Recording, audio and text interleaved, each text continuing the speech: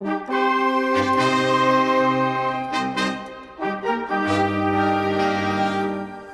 partner. It's been a while since we've met. About 7 months ago, and in Icelandic. Fuck. Not again. No. In today's video, I want to look at Red Dead Online, and specifically the roles, in the context of history. Just as a disclaimer, I will not be looking at the naturalist role, for it's just a poacher with Skyrim alchemy. Alkemi çevrede bulduğum materyalleri birleştirerek yeni bir potion yani iksir üretimi oldu. Without further ado, let us begin. In today's adventure, I will be joined by my friends, Cyrus as the Canadian riddled with Alzheimer's, Giuseppe Peichel, Benji as Ned Blacks, the Vaquero, Albert and Terry as the Griffith brothers, an outlaw reformed into a barkeep, and his brother, a furious outlaw bandit. And finally, the infamous West Icelandic gunslinger, Guðbrandur Óðinsson, portrayed by yours truly. Together, they are often called the Funny Five, or the Funny Bunch, but most importantly, they are the Funny Guys.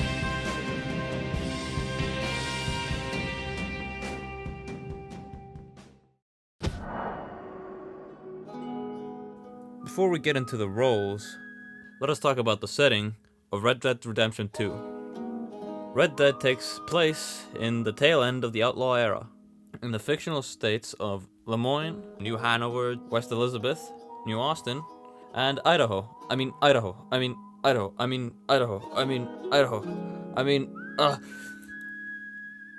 As I was saying, each fictional state has a real state counterpart, like the fact that Lemoyne is obviously Louisiana, with Saint Denis being New Orleans without the sinking in the ocean bit. New Hanover looks like the Great Plains of the Midwest, while New Austin is the Mojave Desert. West Elizabeth and Amberino look to be on the west coast, with Blackwater being the growing town of San Francisco during the gold rush. As the town cannot even accommodate all the new immigrants, and just by the name alone, it is obvious that Thieves Landing is LA. The rest of West Elizabeth and the entirety of Amberino is an analogy of Oregon country, a sizable chunk of the northwest corner of the United States, containing the states of Idaho, Washington, and of course Oregon, but also British Columbia and parts of Wyoming and Montana. Now with that out of the way, we can finally begin on the rolls. The Moonshiner role is the most grounded in history. Even though this is 1899, Prohibition has not been enacted. The movement is spreading around though, mostly in the eastern states and Ohio, starting with the Women's Christian Temperance Union, or the WCTU for short. As the name suggests, it was started and led by women. The WCTU were against alcohol as their husbands were getting, should I say, a bit drunk at work and, well, everywhere else really. And they were sick of seeing their husbands always come back home drunk and rowdy. However, they were not only speaking for prohibition, they were also tackling other issues related to first wave feminism. But a new enemy was on the horizon, and he looked like balding Ned Flanders. His name was Wayne Wheeler. We could say that Wayne was extremely ambitious. He wanted to outright ban all types of alcohol. Anything above 0.5% was illegal in his eyes. And that's where bootleggers and Moonshiner come to the story, and subsequently, the Moonshiner role in Red Dead Online.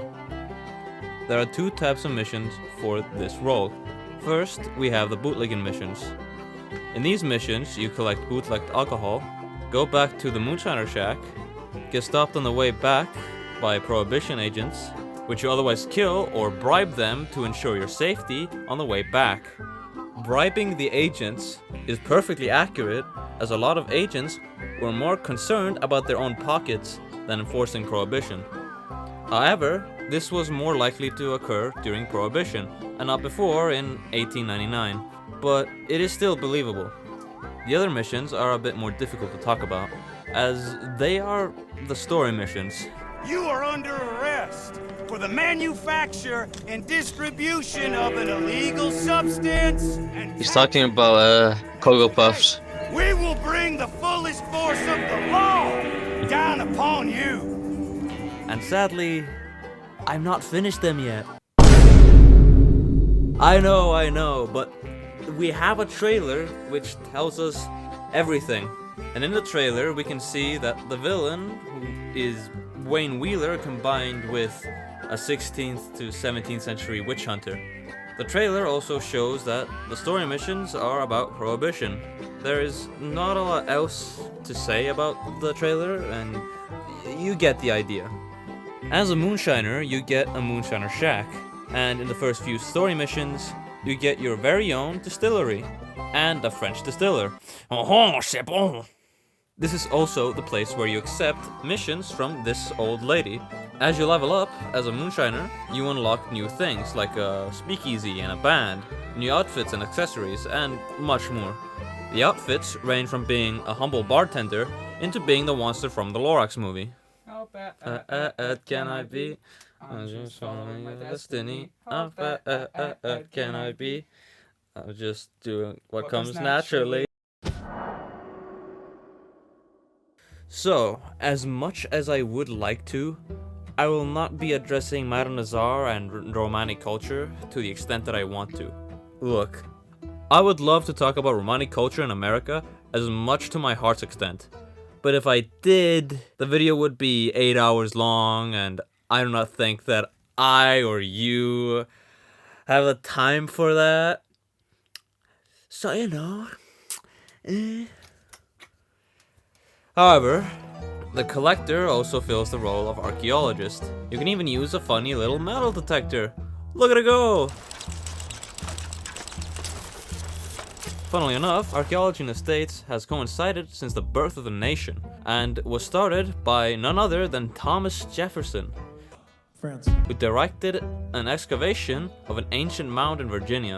In 1846, the Smithsonian Institute was formed, its secretary being Joseph Henry, who said that the collection of data should proceed theorizing, which as a totally legit antiquarian, I wholeheartedly agree with. Also, the Smithsonian Institution releases the Smithsonian Magazine, which is my personal favorite history-focused magazine. As a collector, you work for the mysterious Romani fortune teller and collector, Madame Nazar. Nazar dresses up in traditional Romani outfit, and as a gypsy, she moves around often from New Hanover to the edge of New Austin, then back to the marshland of Lemoyne. The more you collect and sell back to Nazar, the more experience you get.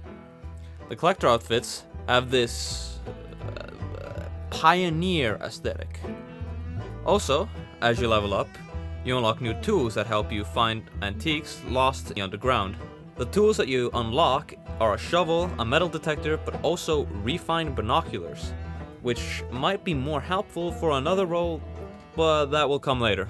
Let's go back to the metal detector, because it doesn't look like a metal detector that was used at the time. However, it kinda looks like Hopkins' electric ore finder, but it's missing the iconic battery pack. So its authenticity goes down a notch. A funny side note on the collector, as you are an archaeologist, you get this feeling of an Indiana Jones archetype, aka a thief.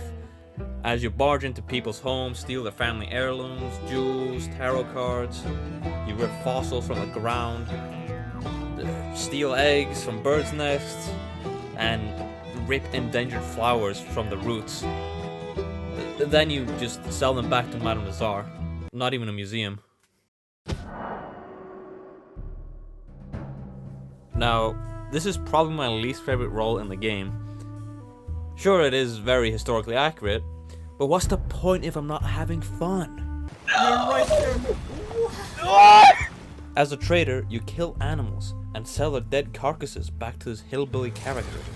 Okay, now enough of this. Which you then collect in the car and ride off into the middle of nowhere to sell your goods. I'm going to be honest with you. Rockstar made this game too realistic. And subsequently, I feel bad for killing animals. I don't know why, but I'm perfectly fine with blowing someone's head off.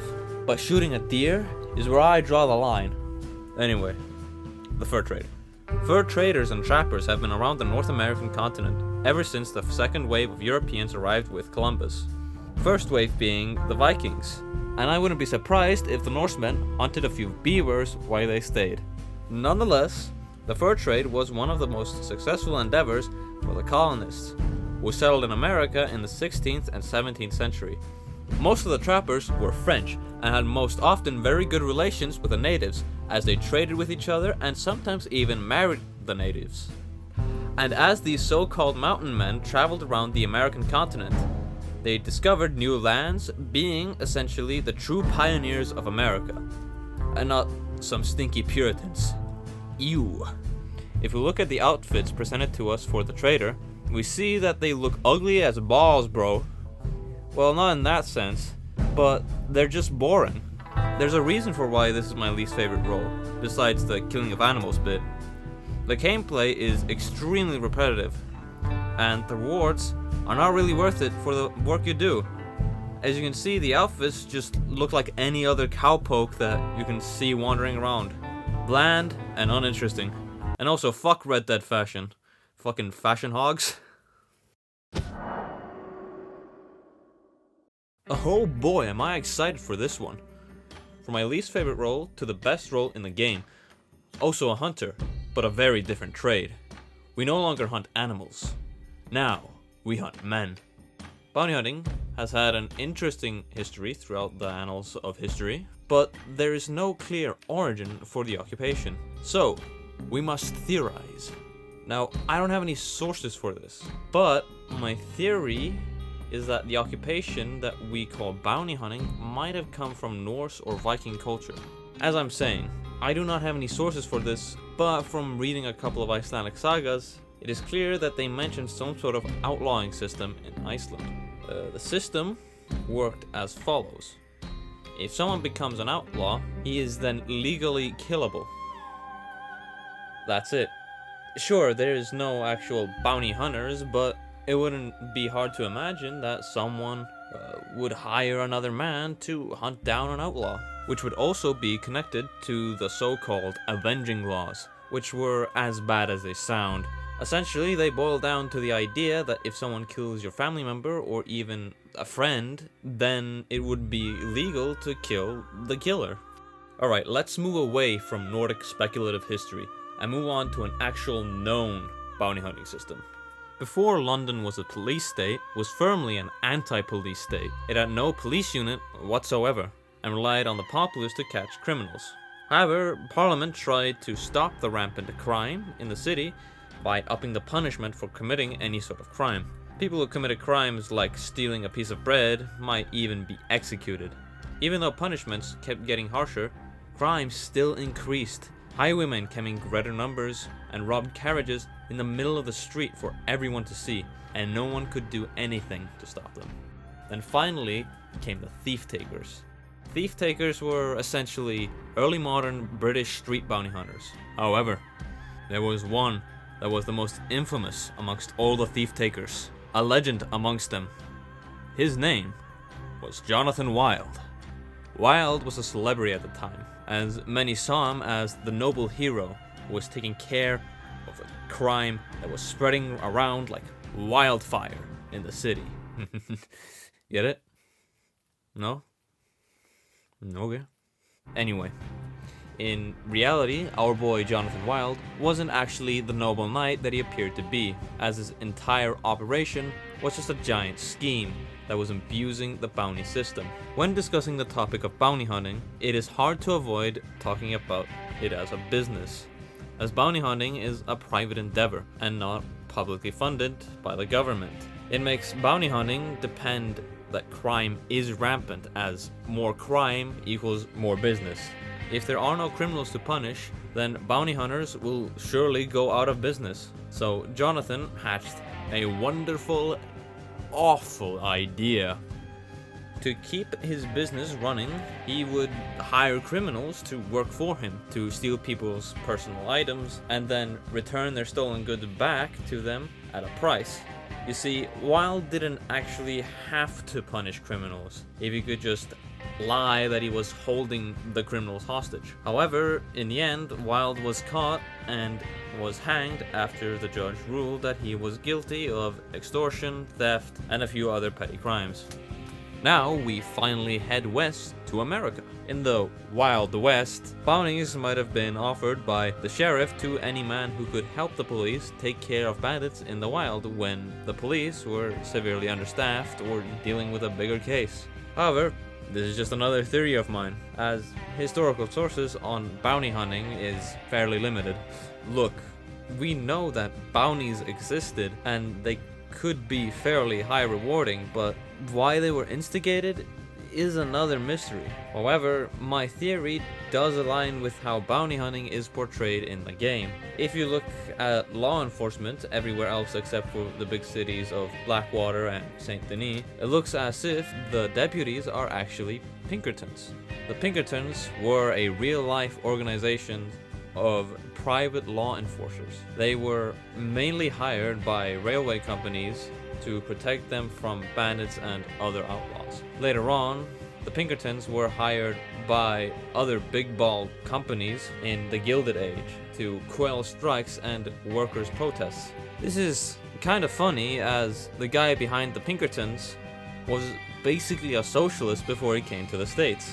The Pinkertons were also against slavery, which is kind of cool, but doesn't excuse their horrid actions. Speaking about slavery, slave catchers were a thing. Slave catchers, as the name implies, captured and returned fugitive slaves that had escaped their masters. In a certain way, we can view the Pinkertons as the Northern Free State bounty hunters, and the slave catchers as, well, the Southern Slave State bounty hunters. What about bounty hunters in-game? Well, you surely aren't a Pinkerton, even though they appear in-game, and as the Civil War is over, you definitely aren't a slave catcher. So, what are you? As I explained earlier, my theory aligns with how bounty hunting is portrayed in the game. In the game, you get bounties from a bounty board. There are two types of bounties: 3 regular and then legendary bounties. The 3 regular bounties are based on 3 price ranges. However, the first 2 are free and you get without prestige. The third bounty letter you can only get with prestige. The third level bounty letter contains 2 bounties, and sometimes you might need a bounty wagon to capture all the bounties. I'm going to talk a bit more about prestige later, but have it on your mind. Another type of bounty that you get from the bounty board are legendary bounties. Legendary bounties are short story missions where you tackle famous criminals in the area, like a train robber or an anarchist. There are various types of legendary bounties that would make a great video for another time. You can capture bounties either dead or alive. Dead bounties are just worse. They give you a smaller reward in XP, money, and gold. So it's best to get them alive. Now, prestige is mainly used to get more rewards that are only accessible with it. Another thing that comes with prestige are 3rd level bounties, but also you can capture escaped convicts out in the wild. Then there are the rewards. As a bounty hunter, your rewards are mainly combat based, like these bolos and reinforced lasso, which are very helpful for capturing a fleeing target. You also unlock the bounty wagon, which is really helpful for big bounties that have 6 or 8 members. Bounty hunters have the most outfits out of all the roles. The first 2 look like something straight out of a cowboy romance novel from the 50s and 60s. The next 2 are, well, something. They sort of look like dark and scary vaquero inquisitors. The final outfit that you can only unlock with prestige looks like something from a Western Bloodborne spin-off, which is the outfit that I have because I'm a massive Bloodborne fanboy. However, one thing that I'll have to admit is that they are all pure fantasy, which is sort of accurate as the role is really just pure fantasy. This idea of a bounty hunter is as fantastical as the Mandalorian from Star Wars. There might be a reason for why there's so little information on bounty hunters. And it might be that individuals hunting down targets are just as fictional as the stories we write about them in galaxies far, far away.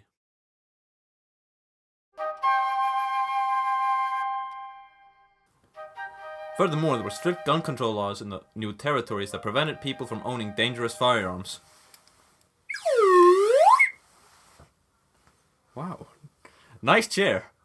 In conclusion, I would say that the Red Dead Online roles are grounded in history, but they're heavily romanticized to create the perfect cowboy fantasy. And I feel like that's important. Remember, Red Dead takes place in a fictional version of the United States, so having it a cowboy fantasy would create a lot more fun game. We all want to be cowboys, but really, we want to be the fantasy cowboy that we imagine them to be. Thank you for watching, and goodbye.